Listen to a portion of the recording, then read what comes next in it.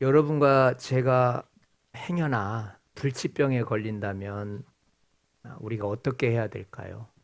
앞으로 당신은 몇 년밖에 살지 못합니다. 현대의학으로는 치료될 수가 없습니다. 매우 슬픈 이야기죠. 그리고 지금 당장 나의 이야기는 아닐지라도 나의 가까운 가족이나 혹은 이웃들이 얼마든지 들을 수 있는 말들이죠. 이런 일을 발생하면 우리는 가장 먼저 무슨 생각이 듭니까? 목사님께 가서 기도를 받아야 되겠구나. 아니면은 빨리 병원 예약해가지고 병치료 받아야 되겠구나. 어느 것이 먼저일까요? 목사님의 기도를 받으면서 과연 나는 이 병이 나을 것이라는 또 확신은 또 나에게 있을까요? 그리고 병원 의사의 말이 나았다고 해야 나은 거지. 우리가 무슨 목사님이 혹은 기도해가지고 나았다고 해서 또 그걸 나았다라고 또 믿을 수 있을까요?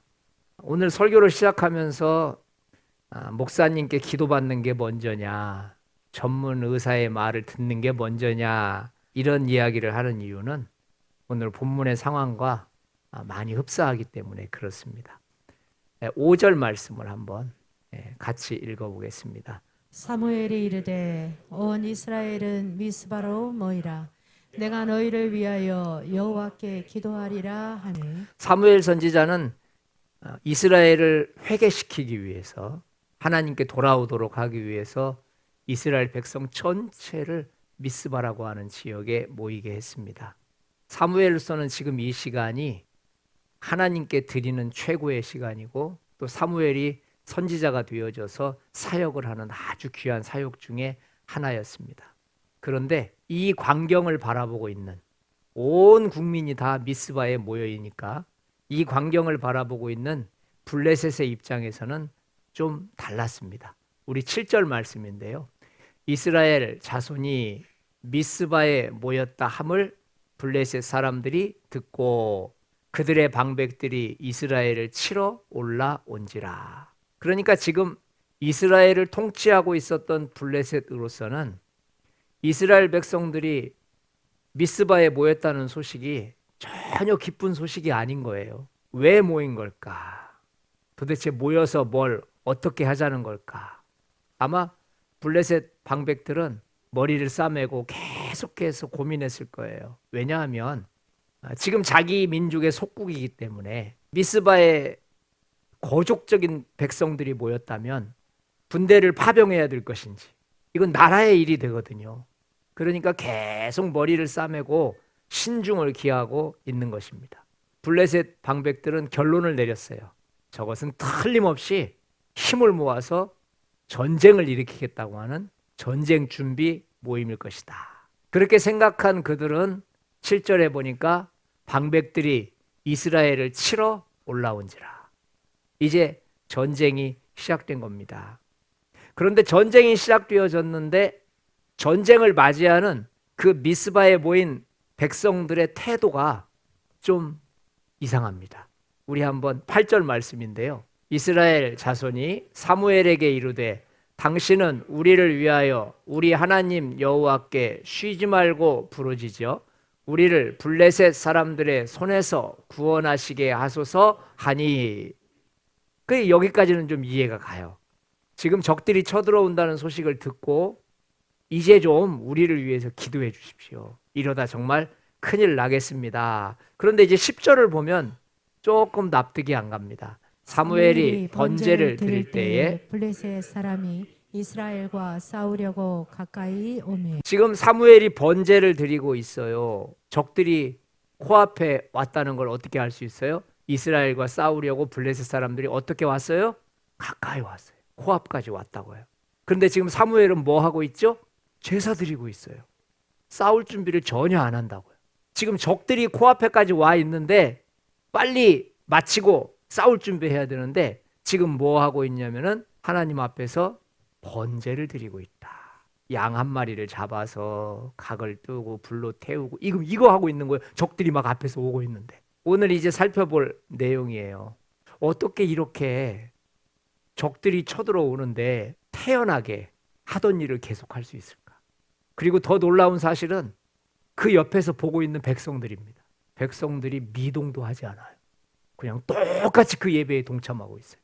이제 적군이 칼과 창을 들고 왔는데, 이제 오늘 살펴볼 내용이죠. 우리 7장을 넘어서 우리는 13장으로 한번 가보려고 해요. 왜냐하면 지금 이 사건과 굉장히 흡사한 사건이 앞으로 30년 후에 또 벌어집니다. 이제 여기는 7장이니까 13장으로 넘어가면 이제 30년 후가 되는 겁니다. 13장 1절에 보니까 사울이 왕이 될 때에 40세라. 그가 이스라엘을 다스린 지 2년에. 그러니까 사울이라고 하는 청년이 하나님 앞에 선택되어져서 왕이 되어졌는데, 왕이 된 지 2년 만에 전쟁이 터진 겁니다.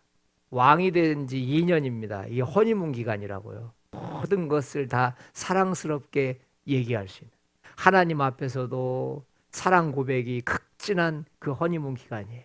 백성들이 좀 잘못했어도 왕이 된 지 2년이니까 좀 봐줄 수 있는 그런 아주 따뜻한 기간인데, 바로 왕이 되자마자 이제 사울 왕은 전쟁터에 나갔어요. 제가 가져온 이 도표는요, 오늘 본문의 사무엘상 7장과 30년 후에 있어질 전쟁 13장 사이에 비교를 해놓은 것입니다. 똑같습니다. 전쟁 대상이 누굽니까? 이스라엘과 블레셋입니다. 또 13장에서는 사울 왕의 결정에 의해서 이스라엘이 함께 싸우기 때문에 사울 왕, 특별히 사울 왕과 블레셋과의 전쟁입니다. 같은 블레셋을 대하는 태도를 다루고 있어요. 전쟁의 양상은 어떻게 됐습니까? 7절에 보니까 블레셋 사람들이 이스라엘을 치러 올라오지요. 그런데 이스라엘 사람들은 어떻게 돼요? 듣고서 어떻게 합니까? 매우 두려워해요. 무섭지요, 전쟁인데. 그리고 13장도 한번 가볼까요? 이스라엘 사람들이 위급함을 보고 절박하여 숨으며 모든 백성은 떨더라. 백성이 사울에게서 하나 둘씩 흩어지는지라. 역시 7장에서의 전쟁 상황도 두렵고 떨리고, 그리고 13장에서의 전쟁 상황도 두렵고 떨립니다. 그런데 이제 전쟁 방법으로 그들이 선택한 것이 무엇이냐? 7장에서 보니까 온전한 번제를 여호와께 드리고 여호와께 부르짖으매. 그들이 선택한 방법은 번제를 드리는 것과 기도였어요.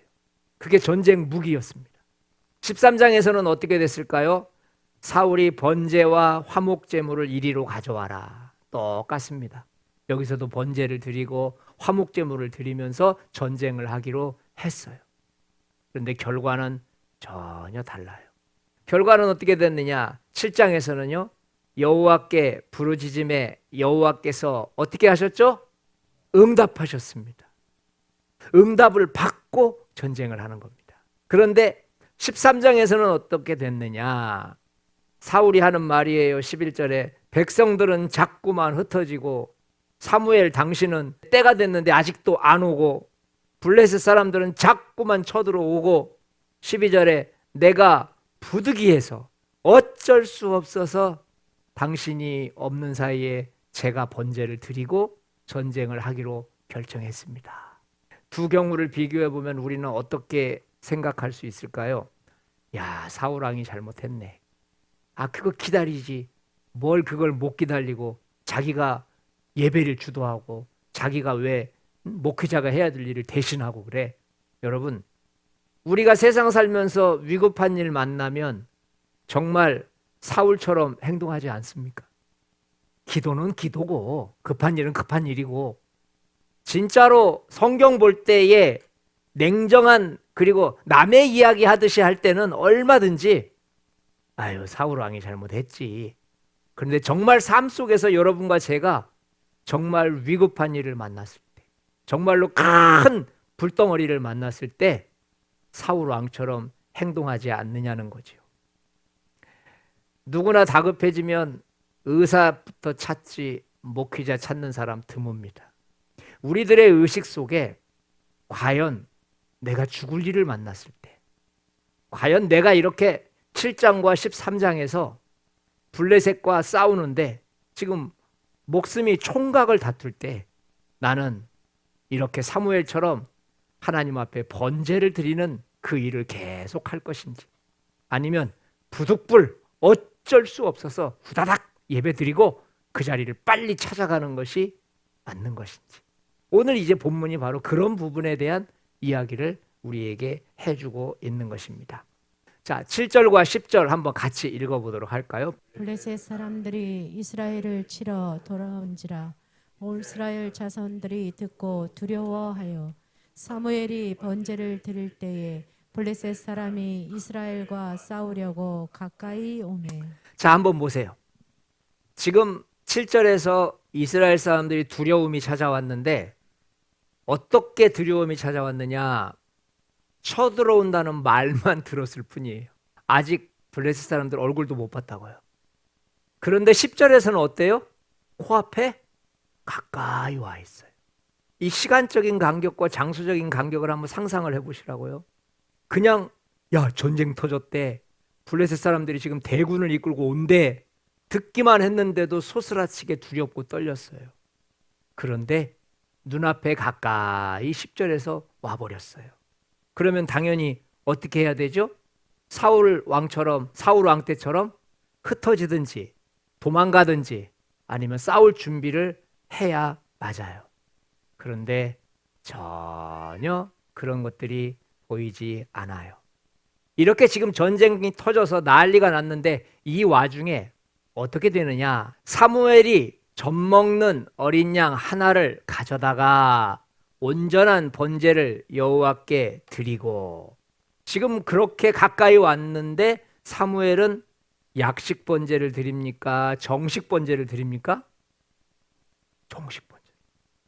적들이 막 오고 있는데 대충 하는 게 맞는 것 같은데 더 정성스럽게 한 마리 양을 다 잡습니다. 온전한 예배라는 말을 썼습니다.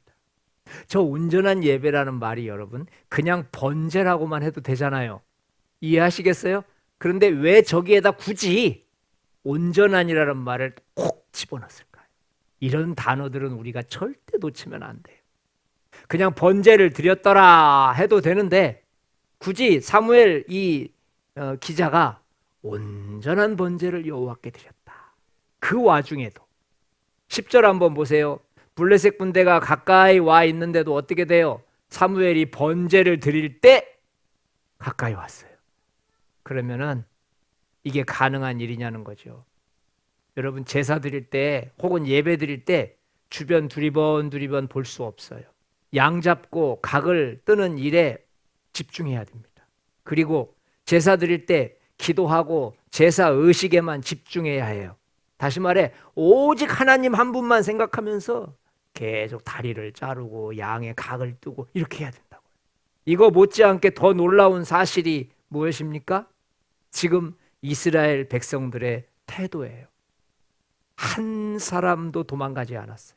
한 사람도 웅성거리거나 우왕좌왕하는 모습이 본문에 나타나지 않아요. 지금 모든 백성들이 일사불란하게 오직 제사를 드리고 오직 기도하는 데만 집중하고 있다는 사실이에요. 자, 가능할까요? 분명히 두렵다고 이야기했고 분명히 앞으로 무슨 일이 터질지 다 상상할 텐데 가능한 일일까요? 그렇지 않을 거예요.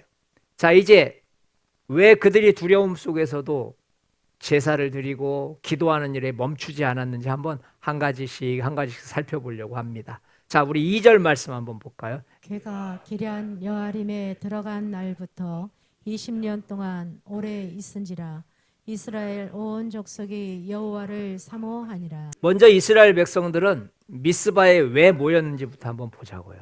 여러분 이 2절 단어에서 세 가지 단어를 한번 봐야 돼요. 첫 번째는 20년 동안이란 단어예요. 그리고 오래 있은지라라는 단어입니다. 20년이라는 말만 써도 되고 오래되었다라는 말만 써도 됩니다. 그런데 여기서도 굳이 동일한 의미를 두 번 반복해요. 그러니까 앞에 써진 20년이라는 말은 시간의 흐름을 말하는 거예요. 정말로 20년간 여호와의 궤가 성소에서 벗어나 있었어요. 불가능한 기간입니다. 어떻게 여호와의 궤를 20년간 산속에다가 방치해 놓을 수가 있냐고요. 이들은 완벽하게 하나님을 떠났어요. 그리고 이방 신들과 아스다롯을 섬겼다고 그랬어요. 그리고 뒤에 있는 오랜 시간 오래 있은지라라고 하는 말은 여호와를 사모하니라라는 말과 함께 생각해 봐야 돼요. 오랫동안 하나님을 떠나서 이방의 신을 섬기고 이방의 우상을 섬겼는데 그 결과가 어떻게 됐죠? 잘 됐을까요? 나라가 가정이 예전보다 더 흥왕했을까요? 더 잘 살게 됐을까요? 아니거든요. 오히려 생활이 핍절해지고 예전보다 더 힘들어진 거예요. 그것뿐입니까? 영적인 기갈 증상도 예전보다 더 커진 거예요. 한마디로 온 백성이 지금 갈증을 느끼는 거예요. 하나님을 떠나서 다른 신을 섬기고 다른 우상을 섬기면 잘 될 줄 알았는데 20년간 섬겨 보니까 별거 없거든요. 그래서 이스라엘의 온 족속이 여호와를 사모한다라는 보기 드문 단어를 거기다 쓴 겁니다. 여러분 2절에 이스라엘의 온 족속이 여호와를 사모하니라. 어떻게 모든 족속이 여호와를 사모합니까? 하나님은 지금 이 나라의 전체가 하나님만 사모할 수 있는 드라마틱한 상황을 20년 동안 기다리신 겁니다. 3절 읽어보겠습니다. 사무엘이 이스라엘 온 족속에게 말하여 이르되 이방 신들과 아스타롯을 제거하고 너희 마음을 여호와께로 향하여 그만을 섬기라. 그리하면 너희를 블레셋 사람의 손에서 건져내시리라. 3절에서 키포인트는 여호와께 향하여 그만 섬기라거든요. 그런데 백성들의 귀에는 이런 말은 안 들려요. 너희가 이렇게 하면 너희를 블레셋 사람의 손에서 건져내시리라. 백성들의 귀에는 이렇게 하면 하나님께서 블레셋에게서 우리를 이기게 해주시는구나. 20년 떠나보니까 하나님이 얼마나 좋은 분인지 알게 된 겁니다. 하나님께 돌아가야지요. 당연히 이방 신들 버려야지요. 쓸모없는 이방 신들 때문에 내 인생 망칠 수 없거든요. 그래서 온 국가가 여호와께 돌아갈 준비가 된 상태가 된 겁니다. 바로 이때 사무엘이 혜성처럼 나타납니다. 완벽한 타이밍입니다. 20년을 섬겨봤자 별거 없는 거예요. 오랫동안 섬겨봤는데 오히려 더 힘들기만 한 거예요. 그래서 자신 있게 말합니다. 3절 4절에서 말하는 거예요. 너희 마음을 여호와께로 향하여 그만을 섬기라. 그만을 섬기라. 4절에서 말하는 거예요. 이에 이스라엘이 여호와만 섬기니라. 이 멋진 말이 나오기까지 여러분 20년 걸렸습니다. 하나님은 사무엘 선지자를 성전에서 20년 동안 준비시키신 거예요. 이 사역을 할 수 있도록. 그리고 하나님은 성전에 있어야 될 법궤가 저 산속 깊이 처박아 놓은 상태에서 하나님은 20년 동안 그들이 영적인 기갈증에 걸리도록 해놓으신 겁니다. 그래서 그들은 지금 말은 하나님께서 우리를 해방시켜 주신대, 하나님께서 우리를 블레셋에서 자유롭게 해주신대 라고 외치고 있지만 실제 그 속에 들어가 보면 나는 너무 배고파. 나는 인생이 뭔지 모르겠어. 나는 이렇게 사는 게 올바로 사는 건지 모르겠어. 나에게는 실제 기쁨이 없어. 즐거움이 없어. 나는 지금 뭔가를 놓친 것 같아. 인생에서 가장 중요한 것을 놓친 것 같아. 지금 그 부르짖음을 말하고 있는 거예요. 이제 백성들이 하나님 앞에 어떻게 돌아갔는지 한번 보겠습니다. 우리 8절 한번 읽어봅시다. 여호와께 쉬지 말고 부르짖어 우리를 블레셋 사람들의 손에서 구원하시게 하소서. 9절에 사무엘이 젖 먹는 어린 양 하나를 가져다가 온전한 번제를 여호와께 드리고 사무엘이 번제를 드릴 때에 블레셋 사람이 이스라엘과 싸우려고 가까이 오매. 세 가지 단어를 우리가 살펴보려고 하는 거예요. 첫 번째는 쉬지 말고 부르짖어. 두 번째는 온전한 번제. 세 번째는 번제를 드릴 때에. 이게 전부 전쟁터에서 사용되면 안 되는 단어들이. 전쟁터에서 기도할 시간이 어디 있어요? 싸우기도 바쁜데. 그런데 쉬지 말고 기도하래요. 이거 전쟁터에서 있을 수 없는 말이거든요. 9절에서는 온전한 번제. 여러분 번제 드릴 시간이 없어요. 혹시라도 번제를 드린다면 아까 그 13장의 사울 왕처럼 약식으로 드려야죠. 대충 드려야죠. 싸울 준비해야 되니까. 그런데 온전한 번제라는 말을 해요. 그리고 여러분 10절에서 보니까 사무엘이 번제를 드릴 때에 적들이 가까이 왔어요. 적들이 가까이 왔는데 지금 양을 잡고 있는 거예요. 눈앞에서 계속해서 적들의 소리가 들리는데 지금 양을 잡고 있는 거예요. 그래서 이 세 단어는 전부가 다 전쟁터에서 사용될 수 없는 말이에요. 오늘 여러분과 저에게 이 세 단어가 우리의 기도 제목이 되시기를 축원드립니다.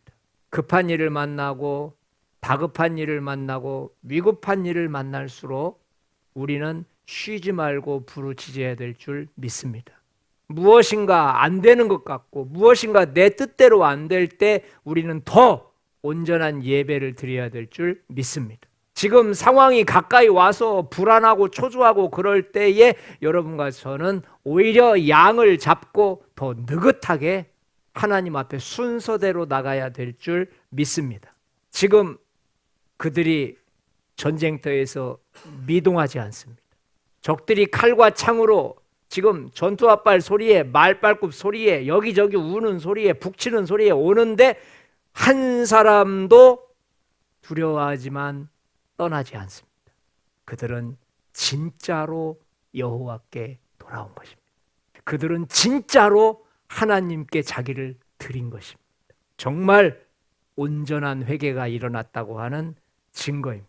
분명히 두려운데 도망가지 않습니다. 분명히 무서운데 떠나지 않습니다. 그들은 하나님께 온전히 돌아온 것입니다. 그럼 이제 마지막으로 온전하게 하나님만 바라본다는 의미가 무엇인지 한번 보겠습니다. 10절 제가 읽겠습니다. 그날에 여호와께서 블레셋 사람에게 큰 우레를 발하여 그들을 어지럽게 하시니.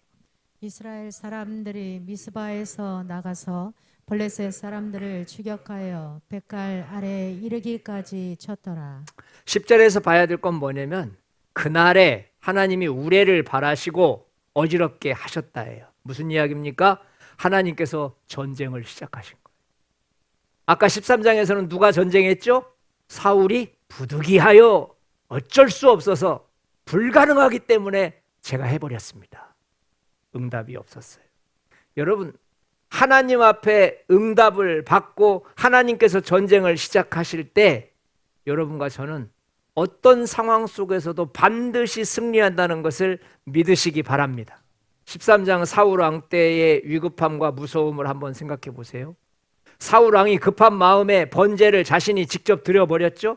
번제와 화목제 의식이 끝나자마자 사무엘이 도착합니다. 무슨 뜻이에요? 그거 다 순서대로 했어도 사무엘이 늦게 도착했어도 전쟁은 아직까지 시작되지 않았다는 거예요. 마음만 급했지 진짜 전쟁은 아직 시작되지 않았어요. 사무엘이 올 때까지 기다렸다가 드렸어도 됐다는 말이에요.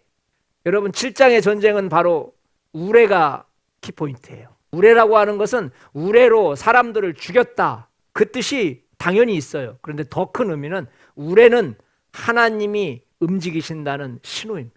주님이 움직이실 때 여러분 징조가 나타난다는 걸 아십니까? 13장에서는 사울이 먼저 전쟁을 시작했고 오늘 이 7장에서는 하나님께서 먼저 전쟁을 시작하셨어요. 이 차이가 굉장히 중요해요. 왜냐?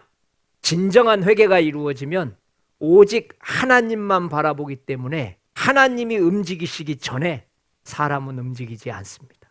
이게 진정한 하나님께 돌아간 사람입니다. 하나님 앞에 돌아간 사람은 절대 다른 데 보지 않아요. 하나님이 움직이셔야 그 다음 자기가 움직입니다. 이것이 온전한 회개의 의미라는 것을 믿으시기 바랍니다. 미스바의 대성회, 미스바에 온 이스라엘의 200만 명이 모여서 하나님 앞에 회개한 바로 그것은 진정한 회개가 있었다는 증거입니다. 회개가 온전해지면 우리는 하나님만 바라봅니다. 하나님이 움직이시지 않으시면 절대 사람도 움직이지 않습니다. 이걸 성경은 뭐라고 말하느냐? 여호와의 전쟁이라고 말합니다.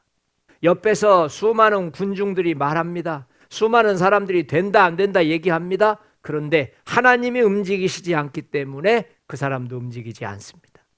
11절 보십시오. 블레셋 사람들을 추격하여 벳갈 아래에 이르기까지 쳤더라. 이상하잖아요. 이 사람들 지금 기도하러 왔지 전쟁하러 온 거 아니거든요. 이 사람들 손에 전쟁 물자 없습니다. 고작 있어봤자 아마 집에서 쓰던 농기구 몇 개 가져왔을 거예요. 그런데 전쟁의 승리를 누가 가져왔습니까? 이스라엘 백성들이 가져왔습니다. 어떻게 이렇게 이길 수 있을까요? 어떻게 이게 가능할까요? 전쟁 준비가 이렇게 소홀한데 전쟁을 해서 어떻게 이길 수 있을까요? 이게 바로 여러분과 제가 마지막으로 점검해 봐야 될 내용입니다. 싸워보고 이기는 전쟁은 능력 전쟁이고 이겨놓고 싸우는 전쟁은 여호와의 전쟁입니다. 오늘 바로 그걸 이야기해 주고 있는 거예요. 여러분과 제가 이미 이곳에서 전쟁에 대한 승리를 확신하시고 나가서 싸우시는 저와 여러분들이 되어야 될 줄 믿습니다. 여호와의 전쟁은 이겨놓고 싸우는 겁니다. 다시 말해 응답 받아놓고 가는 겁니다. 그런데 능력 전쟁은 그렇지 않아요. 능력 전쟁은 실력 전쟁이에요. 싸워서 이겨봐야 이기는 거예요. 지면 지는 거예요. 여러분, 내가 이길 걸 확신하고 싸우는 사람은요, 맨몸으로 가도 이깁니다. 확신이 있기 때문에. 우리들은 살다 어려운 일을 만나요.